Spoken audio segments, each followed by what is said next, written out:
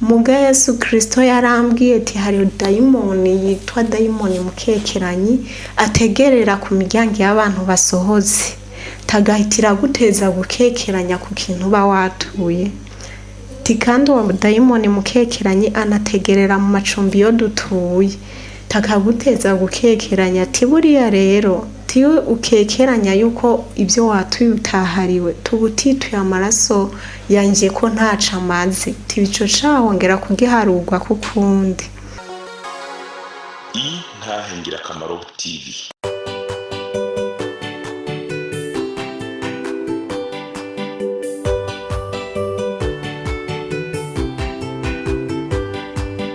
Umwami Yesu arindeze niwatanga amajambo unyabyaha ngo renguka umva iby'ubugingo atugirira ubuntu akatwiyegereza amajambo meza cyane yo kunera umunezero niyo meza ndayakunda ntahatanezera.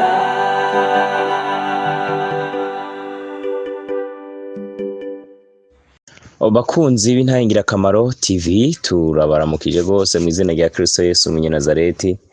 Umunezero dufise ntugira akagero, ibyo twari twarifuje kera Imana irabidukoreye.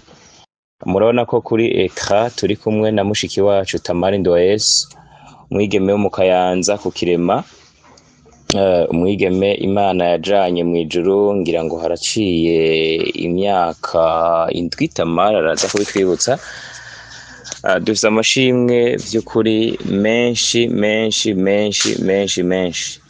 Twari twaravyifuje, jewe nane naravyifuje ndi nkiri mu Burundi, ntivyakunda. Ico gihe nta nimero yiwe naronka, yarakiri kw'ishure muri secondaire.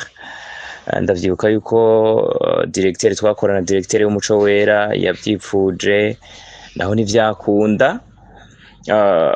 Ariko nzi neza ko niyabona turiko turamuvugisha kuri ekra nawe aranezerwa, kuko nawe n'umuntu mwiza. Turanamuramukije directeur w'umuco wera, nawe turamutahije, Imana imuhezagire. Turishimye rero, dushimiye abantu bose babigizemo uruhare. Turashimiye Mademoiselle Alice yaduhuje na Tamari, yaduhaye nimero ya Tamari. Turashimiye bwa mbere na mbere papa wa Tamari, Pasteur, turamushimiye. Turanashimiye Pasteur yagiye amukurikirana mu by'impwemu, umwe yita umuvyeyi w'impwemu, nawe turamushimiye, kuko abo bose bagize uruhare kugira ngo tubone uruhusha. Turanishimiye n'umwungere w'ishengero ryo mu Kayanza Tamari asanzwe aturukamwo, nawe kubona amaze kuvyumva yarabitwemereye. Abo bose turabashimiye, Imana ibahe umugisha. Turanashimiye na Tamari ubwiwe yatwakiranye akaneza amaze kuvyumva, kuko nawe yaragize uruhare kugira ngo turonke uruhusha. Yarabishizemo ishaka, kuko hari abandi duhora dusaba ibiganiro bakatubesha, bakatubwira ati nimusaba uruhusha ku barongozi, ariko abarongozi nibwo baruduhaye ugasanga nyene gutanga intahe we waciye ahindura akavyanka ku mpamvu tutashobora kumenya. Ntidufise uko twoshimira Tamari. Tamari, uvyumve ko tugushimiye, uvyumve n'ukuri ko tugushimiye vyimva mutima. Tushimiye n'umuhinga w'ivyuma Elia yafashe urugendo. Ubu ngubu tuvugana Tamari ari kw'ishure Ikiremba, hari mu Kayanza. Ntitumusanze mu Kayanza, tumusanze Ikiremba, ariko haba mu Kayanza twari twaronse ikaze. Abo barongozi biyo bari baduhaye ikaze, ariko ku kuntu bitoro muri bino bihe bigoye, twashimye guprofita kumusanga Ikiremba, niho hasa na hafi. Dushimiye na Elia rero bagiye gukorana ikiganiro mu buryo bw'imbona nkubone. Nawe turamushimiye. Imana iguhezagire, Tamari Imana ibahezagire. Tugiye gukurikirana Tamari atubwire uko yajanywe mu ijuru, ivyima uko vyagenze kugira agereyo. Hari ibyo adashobora kuvuga, ko hari tudetaye tumwe atazaracako. kandi ntacyo biza kuduhombya nta kibazo. Ariko icyo mwene data Elia asanzwe ari kuri micro aza kubona yuko Tamara adashitseko kandi cyari ingirakamaro arakimubaza, ariko ikiganiro tugitanguye neza tuzi ko amadetaye adakenewe Tamari ntaza kuyinjiramo. Mu ntahe ya mbere twagiye twumva ku ma audio hari tudetaye agenda avugamo, ariko kubw'umwanya neka tuvuge tuti kubw'umwanya asanzwe ari no mu masession muri no misi. Tamara asanzwe ari mu masession, asanzwe ari mu ma examen. No kuvuga ngo kubw'umwanya nidusanga icaza kubona kidakenewe nta kibazo aragitaruka, ariko nzi neza yuko ibigirira akamaro ingenzi zija mu ijuru nk'emu yaramushoboza, kuko igikorwa twaragisengeye aramushoboye, kandi n'ubu turi ku mavi turi kuko tugisengera iki gikorwa kiri encore. Hariho abandi bari mu masengesho bariko baragisengera kugira ngo kigende neza. Soyez les bienvenus ma sœur Tamar, n'umuhinga w'ivyuma turabaramukije, mukomeze murongowe n'umwuka wera. Mwene data nifashe Fabrice, murakoze cyane. Yesu nabahezagire. None rero nkuko mwavyumvise twamaze kunyarukira ikiremba ahari mwene data uno munsi yaduteye iteka ku Ingirakamaro TV. None rero bene data dusangira urugendo ruja mu ijuru, bakunzi b'Ingirakamaro TV, namwebwe mwese mudukurikirana biciye mu magrupe WhatsApp atandukanye, nongeye kubaramutsa amara umwami wacu Yesu Kristo. None nkuko mwagiye muvyumva mu ntango ya yino ntahe twatewe iteka n'Imana iduha umushitsi. None rero twagomba dusabe uwo mushitsi atwidondore, hanyuma aca yongera asengere kino gikorwa. Yesu nabahezagire. Mushitsi kaze, turagwaye kaze.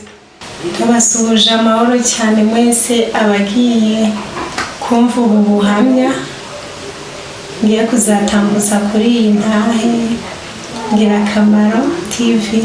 Hama amazina yanjye nitwa Nduwayesu Tamari, nkaba ndi umukristo wo mu ntara ya Kayanza, nuruka mu ntara ya Kayanza. Ndi umukristo wo muri misiyone Maramvya Kayanza, nkabasengera ku itorero ryo ku Kirema. Ego Yesu nabamezagirire cyane. Hama nkaba ndaha ikiremba mu ntumbero yo kwishure, ndi kwishure, bakaba ariho nyene agiye kubera ico kiganiro. Yesu abamugisha.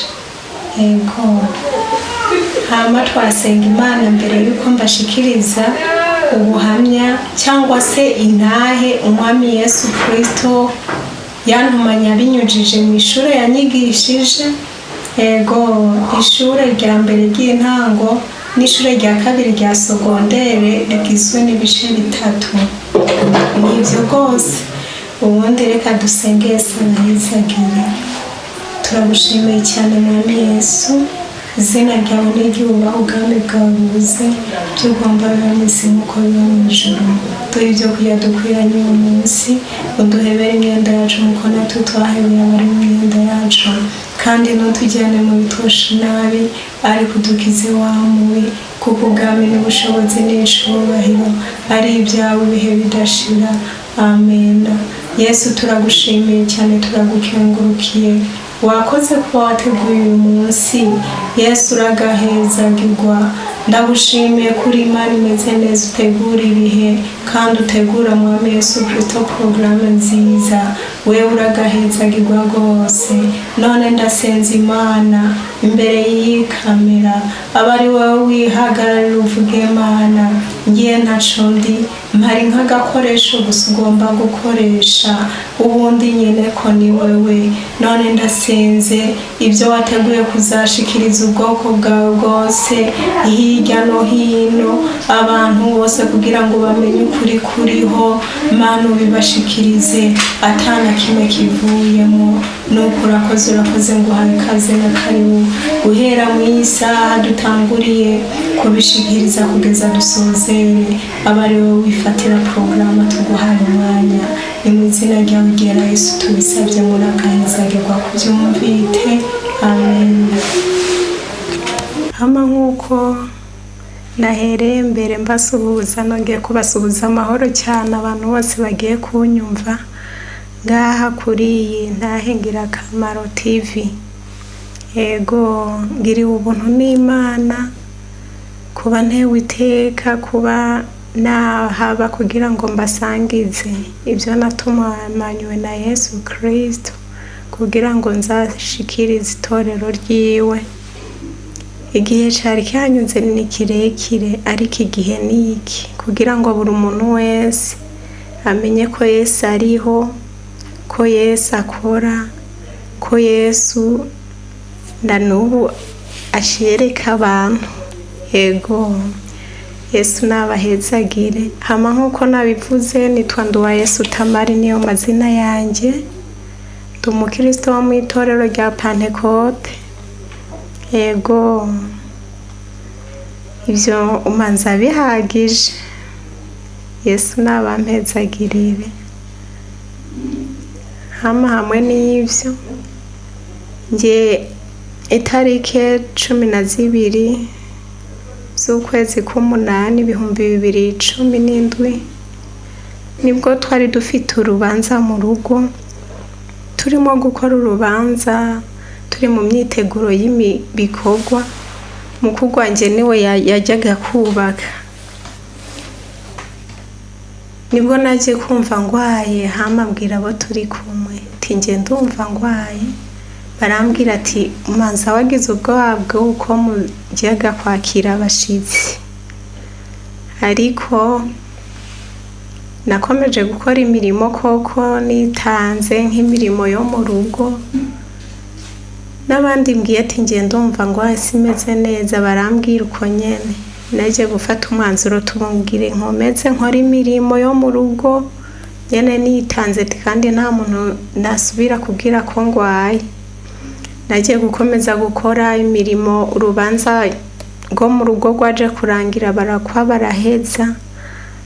Rurangiye yaje kugenda ku itorero agiye bamuraganisha. Ubwo natwe twaramuherekeje. Urubanza rwo ku itorero rwo kumuraganisha rwaje guhera. Ataha mu rugo rwe natwe dusubira mu rugo. Shitse mu rugo nibwo naje kubwira abavyeyi banje ati buriya nge ndumva ngwaye.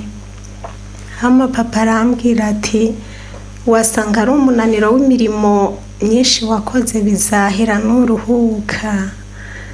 Naje kuryama ntekereza ati nzinduka ngende gusenga ejo ku wa Mungu, ariko ntabwo byakunze. Naje kubyuka nko mu masaha ya 4, amasaha yo kujya gusenga yamaze kurengana. Naje kuguma mu rugo rero. Uwo munsi wa Mungu mugandahirirwa numva ntameze neza nyine. Ku munsi wa mbere urubanza rwajya gukomeza, twakiraga abantu batashoboye kuhagera ku munsi wa gatandatu. Munsi wa mbere narabyutse mu gatondo ndakora imirimo nyene. Mu masaha ya 2 byaje kwanga subira kuryama. Nje abashitsi babakiriye bose ndyamye bo ku munsi wa mbere. Mu ijoro ryo kuwa mbere nibwo naje kubona ibintu bitunguranye ndyamye. Naje kubona mpagaze mu umuhanda koko hirya mu kuboko kw'iburyo no mu kuboko kw'ibumoso. Naje kubona nk'ikije ibifuko bitekeyemo ibintu byuzuye. Hirya mu kuboko kw'iburyo hirya y'ivyo bifuko hari hahagaze barumuna banje n'izindi shuti. Imbere nka kuriya muri uwo muhanda hari hahagaze korari y'abamarayika bambaye imyenda yera. Nibwo nagiye gukomeza kuyagana barumuna banje bari mu kuboko kw'iburyo hirya y'ibyo bifuko tuyaga mbasekera. Njya kumva umwe muri ba bamarayika arampamagaye ngo Tamari, nanjye tisabwe ngo turabona ko ugikomeje kwizangira, ngo ugikunze barumuna bawe n'izindi nshuti, ngo bayi tuzagaruka kugutora. Nagiye kwikabaganya cyane kugira ngo mpamvye ba bamarayika bari imbere baje gukamangana, ntabwo nongeye kubabona. Maze kutababona bwarakebusha ari kwa kabiri nibwo urubanza rwakomeza, bajyaga gutwikurura uwo mukugwacu yubatse. Narabyutse mu gatondo byuka mpagaritse umutima cyane, ntekereza ati none se bijya bintu nabonye nijoro nibiki.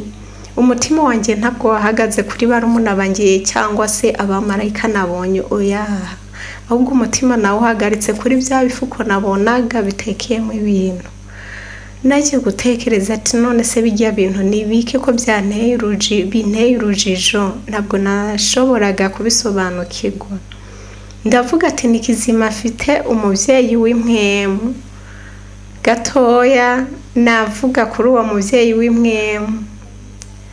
Ndafite umuvyeyi w'impwemu nahawe na Yesu Kristo. Igihe kimwe nari mfite umutwaro nyene nkasenga, ariko nkahabwa amasezerano. Ndavuga ati uyu mutwaro kuko uko nkomeza guhabwa amasezerano tibi bintu nzabivangirirwamo, ko ndawusengera simpabwa inyishu nyayo uve mu nzira nkahabwa amasezerano. Nibwo nagiye kuvuga ati reka senga Imana ndayisabe izampa umuvyeyi w'impwemu, umuntu nkuriye mu buryo bw'impwemu nzajya nsobanuza ko ibyo bintu by'amasezerano. Nibwo nagiye gufata umwanya wo gusenga, ndasenga koko. Ukwezi kwa mbere kwarashize, ndasenga ukwa kabiri kurashira, no kwa ndavuga ati Mwami Yesu ngire nongere ukundi kwezi kugira gatatu. Tinutampa umuvyeyi w'impwemu nzagenda sobanuze papa kuko nawe n'umukozi w'Imana. Nibwo nongeyeho uko kwezi kugira gatatu.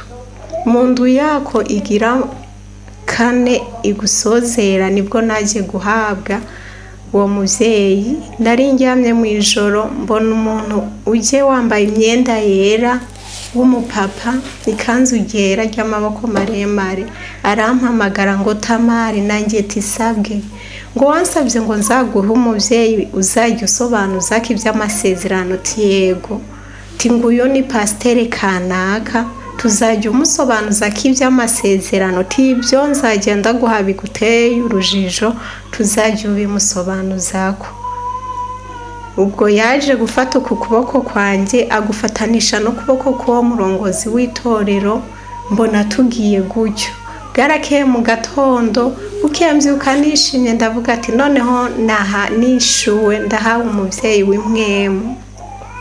Nagiye kuvuga ati nzamureba ndamubwire ansengere ko uwo mutwaro nari mfite. Nibwo nagiye kumureba ndamubwira ati ndafite umutwaro, ariko ntabwo namubwiye birebire ngo naguhawe uku nguku, oya, naragiye gusa ndamubwira ati mfite umutwaro. Arambwira ati ngwino dusenge. Hama ndafukama aransengera, uwo mutwaro waje kwishurwa, mbona inyishu yawe. Yesu nashimwe cyane. Ubwo rero uwo mukozi w'Imana muvuzeho kubera ko nongeye kwibutswa ibyiwe, ndiko nigishwa ishure mpava mbashikiriza. Ego, naje kwibutswa ibyiwe, nibutswa ko ari we nahawe ko papa w'impwemu. Niyo mpamvu mbicishijemo kubera ko nza gukomeza kumuvugaho nibibatera urujijo. Nibwo koko uwo munsi ku munsi wa kabiri bwacaga baja gutwikurura uwo mukugwanjye. Hama ndabyuka mfite koko nta magambo menshi mfite navuga, ntekereza kuri bya bifuko. Ndavuga ati nikizima afite umuvyeyi w'impwemu, nzagenda ndamusiguze nawe ndaza zansigurira ati vya birya bifuko. Nibwo koko nabwiye papa wanje ati nanjye barimo kwitegura ati turajyana gutwikurura, ariko papa arambwira ati uraguma ngaho usigarana urugo, ati urabona ko umaze igihe urwaye. Naje kuguma aho nyene mu rugo, bagiye kugenda nanjye sigara ntunganya uturimo nyene tudatunganye neza. Naje kumva umutwe umenetse cyane, ndavuga ati hinga inzu ngende njyame nduhuke. Maze kugenda mu cumba naje kwibuka vya bifuko, ndavuga ati reka mfukame siguza Imana ati mukaya ntarabona papa w'impwemu, ati mbisiguza Imana numve ko yamenye ishi yabyo. Nibwo nagiye gufukama imbere y'igitanda ndasenga. Nahereye gusengera urugendo abavyeyi banje bafashe, ndasenga ati Mana nzigamira abavyeyi banje nabo bajyanye bose tuze kubagarura amahoro. Ndasengera ikindi bakiri mu rugo, hari umusaza wanje yavuze amanota bafatiyeho kuko ico gihe twari duhejeje w'icenda. Numva hari umwigeme yabwirizwa kubamo, numva ntarimo, numva ndababaye nawe naje kumusengera. Ndavuga ati Mana wibuka urya mwigeme, hari imirimo myinshi yakoze muri groupe biblique. Nibutse Imana ibikwi twajyaga tugenda kwikorera ahantu dutegura clôture kugira tuzakwakira abashitsi baje kutubwira ubutumwa.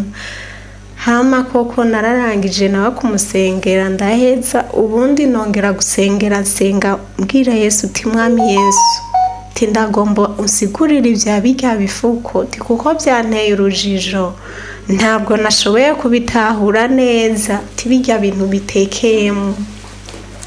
Nibwo koko naje kurangirizaho ndavuga ati kandi unkize uyu mutwe ndumva ukabije cyane. Naje kurangiza ndavuga ati amen, ndahaguruka ndaryama. Maze kuryama naje gutwagwa n'itiro koko. Hama Yesu yagiye gutangira kuyaga, nanjye arambwira ngo Tamari ngo ibyo wasengeye nabyumvite, abavyeyi bawe ndabazigama, ati ninjye mbagezaho nongere mbakureyo. Arambwira ati kandi tujya tunota wumvite ati nuduhuha, ati tujya tunota wumvite nuduhuha tamanota bazavuga, ati ninjyewe nzatangira kuyavuga, ati nutunota dukeya, ati rero ujya mwigeme arimo. Arambwira tujya mwigeme nanjye ndamuzi nk'umuhizi, ambwira imirimo myinshi cyane uwo mwigeme yagiye akora nanjye ntarinzi. Arambwira ati rero ujya mwigeme arimo, ati kandi nibagaruka uzamubwire ko arimo, tareke guhagarika umutima, ati nagusaba ubusobanuro burenze ati uhore. Nuko koko arambwira ati bijya nabyo bijya bifuko wabonye bitekeyemo ibintu, ati ni ibintu bijyaga bitsinda umukristo ari mu rugendo rujya mu ijuru. Arambwira ati umunsi uyu n'uyu mwagiye kwitongo abavyeyi babohereje yo gutora ibintu, ati hama nohereza umuntu aze kubasaba, ati waramwirengagije. Tukomeza kugenda uvuga ati burije, ati none se ko tujya tuntu mwadushikanye mu rugo, ati mwadufunguye iminsi ngahe, ndetse hari n'ukwezi, hari n'indwi zibiri mwaradufunguye, ati cyangwa se hari n'indwi mwadufunguye. Ndavuga toyaha. Arambwira ati rero kijya waracatura nk'umuhizi tariko ugakekeranya, kandi koko uwo muntu yaraje. Nahiteye mbyibuka ko haje umumama aratubwira ati naje kubasaba, nanjye ndavuga ati burije, ati dutuye bahava batugirira nabi, hari mu masizeri na nusu hafi saa moya. Nitwaza ibyo ngeze no mu rugo ndavuga ati kanaka yadusabye ariko nabwo twamuhaye, ati kubera ko nabonaga amasaha akuze bwije, ati batugirira nabi. Ubwo koko naracatuye ngiye ku itorero gusenga ndacatura. Muga Yesu Kristo yarambwiye ati hari dayimoni yitwa dayimoni mukekeranyi ategerera ku miryango y'abantu basohoze, tagahitira guteza gukekeranya ku kintu ba watuye. ti kandi uwo dayimoni mukekeranye anategerera mu macumbi yo dutuye takaguteza gukekeranya ati buriya rero ti ukekeranya yuko ibyo watuye utahariwe tubutituye amaraso yanje ko ntaca amaze ti bico cahongera kugiharugwa kukundi nuko koko arambwira ati waracatura nk'umuhizi ariko ugakekeranya kutahariwe nibwo yaje kumbwira ati kindi cajyaga kigutsinda hari abaturanyi twari duturanye n'abayisilamu bajyaga badusakuriza cyane nje rero uko bukeye kuwa Mungu bajyaga bantegera kenshi nta n'amagambo ubavugishije nta kintu mufuye bakagusakuriza cyane nje rero ndavuga ati ngendo umukristo sinzabishura ati nzagiye mbareba ijisho tibabone ko ibyo bankorera atari byo koko Yesu Kristo yarambwiye ati buriya ririya jisho wajyaga ubareba tirisigura ngo mbuze uko ngira koko tuhereye none bagusakuriza mbibona ntuzasubire kubareba uguhora n'ukwanjye ubwo rero ibyo byajyaga binsinda nkabyatura nataha kuwa Mungu nkasanga bongeye kunegera bakansakuriza nkahitira mbisubiramo nkabareba kandi iryo jisho ryabaga ari ribi kuko hageraga igihe nkabona basa n'abatinye duhuye rero ibyo sinzabisubira yego Yesu yarabimujije nuko nguko arambwira ati ibyo rero nibyo bintu wabonye bitekeye mu bivugo byajyaga bigutsinda mu rugendo ati nibyo koko arambwira ati kandi uwo mutwe ntunguhagarika umutima tiyo ngwara ninjye wayiyoherereje hari ico nigombera nuko yaje kugezaho naje gukomeza kumva indirimbo ivuga ngo tegura ubugingo kuko utazi bizabejo ubwo rero iyo ndirimbo yakomeje kuvuga nkomeza kuyumva nibwo mu masaha ya 3 abo mu rugo baje kuva mu rubanza barashika bamaze gushika mukugwanje arambaza ati umeze gute ndamubwira ati ndumva umutwe timenetse umutwe tinumva menetse umutwe ukabije tinzanira ijage n'igitambara ati nifubike yaje kubinzanira nkatosa igitambara nkahita nifubika mu mutwe kubera ko nari mfite umuriro ukabije igitambara kigahita gikama amazi na papa arambaza umeze gute ashitse ndamubwira ati ndumva ameze neza we ntabwo nashimye kumubwira uko meze kubera ko nanga kuba kurara mbagendesha ijoro tugenda kwa muganga barushe naje kuko kugumaho mu masaha ya saa 7 y'ijoro saa 6 gutyo byaje kwanga yuko njyama wa mutwe waje kuba ukabije cyane nkumva imitsi isa niyaturika byanga ko njyama mbwira mukuru gwanjye tivyuka umbohere ya mitsi tindumva yaturika mukuru gwanjye yaje kuvyuka aratora igitambara arambohera ariko byanga ko njyama baraye bicaye ijoro ryose mu gatondo bwarakeye bucyaga ari kuwa gatatu mama arantwara kwa muganga antwaye kwa muganga baje kuntora akagwara gatoya ka malariya bamaze kuntora ako kagwara ka malariya barampeye urushinge barampa ibinini bya kinine n'ibindi koko nzafata turasubira mu rugo na mama naherutse n'ururuka moto tugeze ku irembo na mama sina kubwira ngo ninjiye mu nzu gutya cyangwa se ngo mu ijoro twafunguye ko yaha nibwo rero aho hari kuwa gatatu bwarakeye buca ari kuwa kane ku munsi wa kane zari tarike 17 z'uko kwezi k'umunani 2017 nibwo rero papa yaje anzanira ibinini amaze kunzanira ibyo binini arambwira turaza kubifata gutya na gutya ambwira uko mbifata. Papa yagiye kugenda, hama akigenda mbere numva iminzerere y'ibinini mu matwi bya kinini nari nafashe, ariko iminzerere yagiye guhera numva indirimbo zo kunyakira. Hama maze kumva izo ndirimbo ntegereza kubona barimo kuziririmba, nibwo naje kubona korale nini cyane y'abamarayika bafite amamikro y'inzahabu baje baziririmba. Nibwo uwararongoye iyo korale yaje kumbwira ati Tamari, tinaringiye kugutora tujye ku ishuri. Naje kumwishura ati yego nta kibazo. Hama yaje kumfata ukuboko turagenda. Tumaze kugenda twanyuraga mu gahanda gatoya kaga, tukagenda tutisanzuye neza. Yego, hama iyo korale bandirimbiye indirimbo y'ibintu nagendaga nihanganira, bakaririmba nkumva hari ibintu byinshi nagendaga nihanganira, bankavuga ati none se nibi bari babizi. Yari indirimbo y'ibitero bitatu na refre. Igitero baririmba rimwe, refre guheza ni kabiri, igitero baririmba rimwe.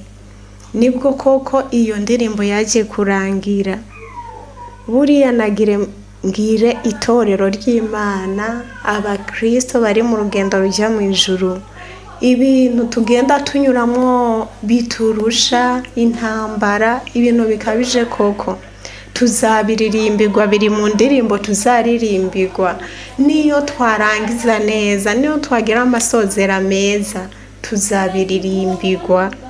Yego, nkuko nanjye babindirimbiye, nta kintu kijya kibacikana kimwe, byose biribukwa.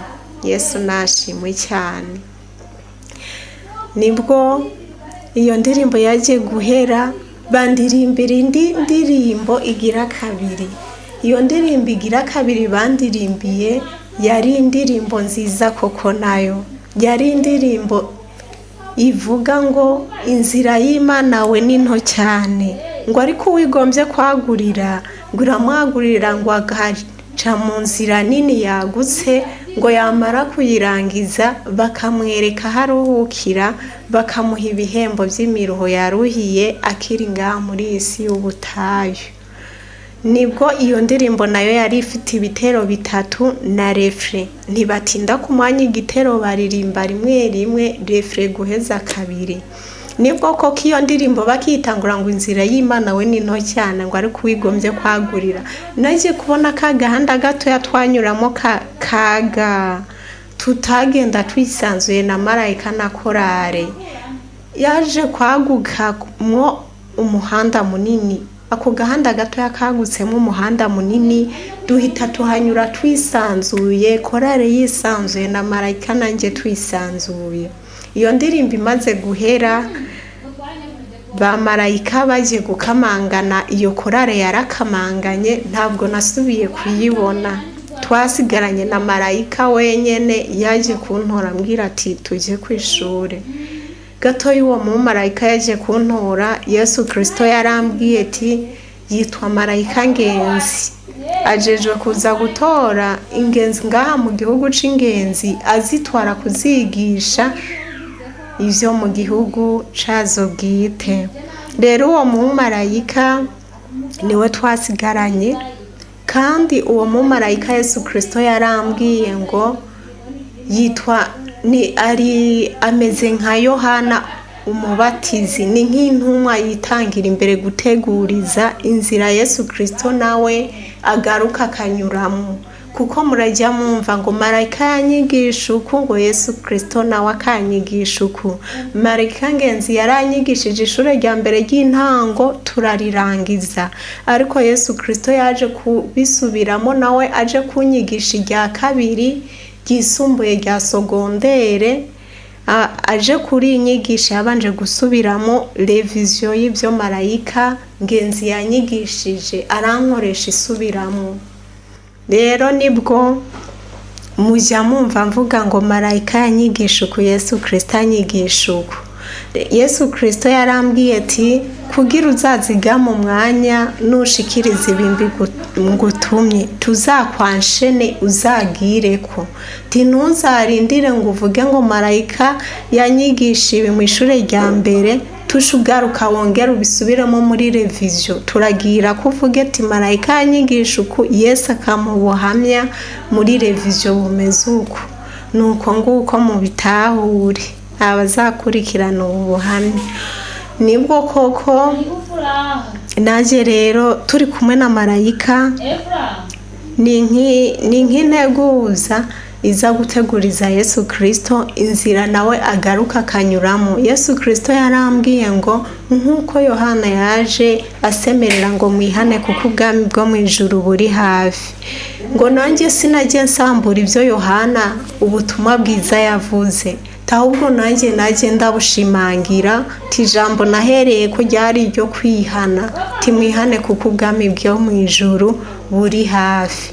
Rero na marayika arayigisha, yarangiza nzashimangira ivyo yigishije. Ukaba nawe ufise intahe wifuza gutanga cyangwa izindi nyigisho cyangwa ugomba kuduhuza n'ubifise, twandikire kuri ino nimero ya WhatsApp 68 884 981 68 804 canke 68 42 14 47 68 42 14 47. Kaze twiteze intahe zivuye muri mwebwe kugira natwe tuzisangiza abandi. Izina rya Yesu rirusheho guhabwa icubahiro. Kaze, Imana ibahezagire. Niyo meza ndayakunda.